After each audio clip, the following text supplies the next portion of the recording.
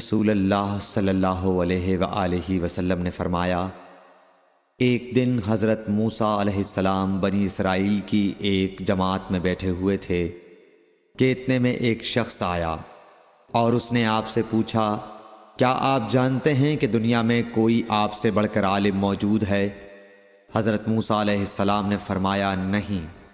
اس پر اللہ تعالیٰ نے حضرت موسیٰ علیہ السلام کے پاس وحی بھیجی کہ ہاں، ہمارا بندہ خضر ہے جس کا علم تم سے زیادہ ہے۔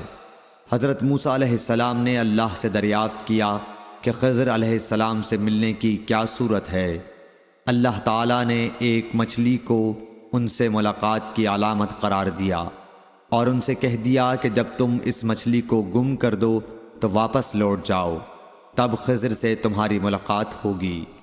تب موسیٰ علیہ السلام چلے اور دریا میں مچھلی کی علامت تلاش کرتے رہے۔